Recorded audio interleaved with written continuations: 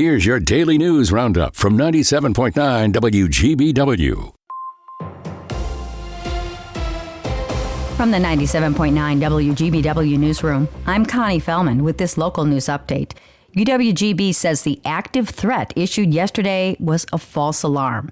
University officials say the campus public address system was accidentally set off during a scheduled upgrade to the fire system. That triggered the active threat alarm. Although it was a false alarm, school leaders credited everyone on campus for staying calm during the run, hide, fight guidance, which is in place for such threats. They added the campus is completely safe and resources are available at the Wellness Center for anyone who may need them. The beer that made Milwaukee famous has brewed its final batch. Schlitz beer was once the largest beer in America and a local icon. The Wisconsin Brewing Company got permission from Pabst Brewing Company to brew the final 80-barrel batch of Schlitz beer based on original recipes from 1948. Fans of the beer converged on the Wisconsin Brewing Company in Verona and other places over Memorial Day weekend to say goodbye to their beloved brand. And if you missed out, it's not too late. A farewell celebration is planned at the WBC's Lake Louie location near Madison on June 27th.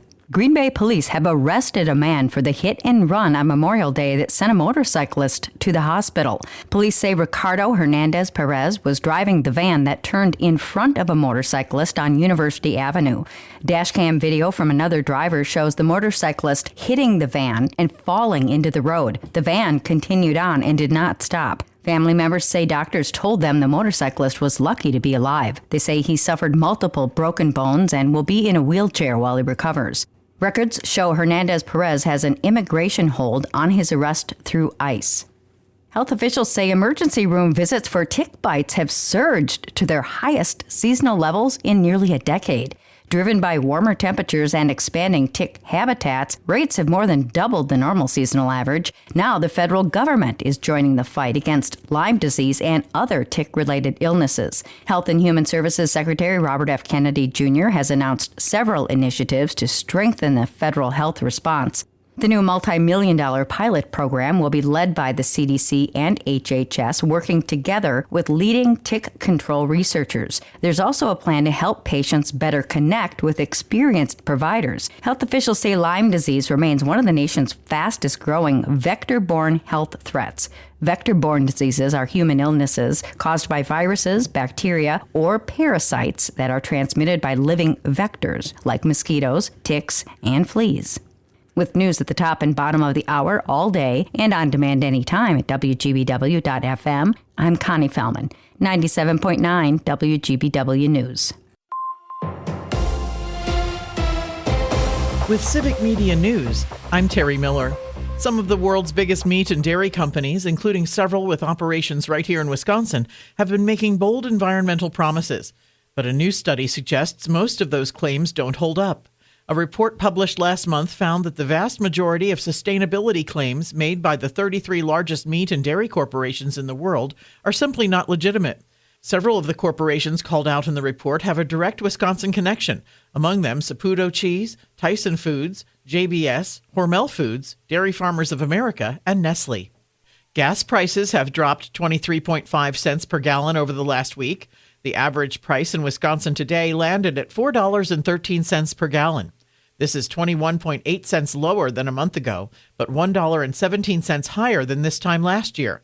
This drop in prices was largely driven by falling oil prices, price cycling, and growing optimism around a potential U.S.-Iran agreement. Schlitz Beer, once the largest brewer in America and a Milwaukee icon, has brewed its last batch. Brewmaster Kirby Nelson started the final brew in late May at Wisconsin Brewing Company in Verona. Founded in 1849 in Milwaukee, the Schlitz Brewing Company built a legacy that earned it the nickname the beer that made Milwaukee famous. Wisconsin Brewing Company received permission from Pabst Brewing Company to brew Schlitz one final time.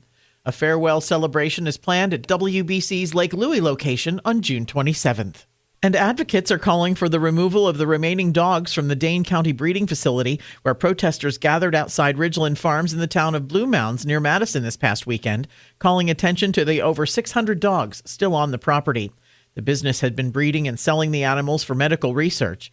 The owners of Ridgeland Farms previously agreed to surrender their license to breed and sell dogs for research by July 1st. More news can be found at civicmedia.us. Brewers baseball tonight. Hi, I'm Mike Clemens with sports from AmFam Field, where it's the Brewers and Giants for Game 2 of the Brewers' first 4-game series of the season. Last night, Milwaukee down 2-0. Exploded for 7 runs in the second inning on the way to a 16-2 blowout over the Giants. And it all got started when the Brewers' Jake Bauers challenged a call and walked instead of striking out. Pat Murphy. Yeah, you think about Bauers' challenge there. That started the whole thing. And a bunch of guys, Sal swing the bat great, Vaughny doing his thing, Turang, Hamilton, wow. I asked Bryce Turang about the challenge by Bauers. The curveball down that he challenged?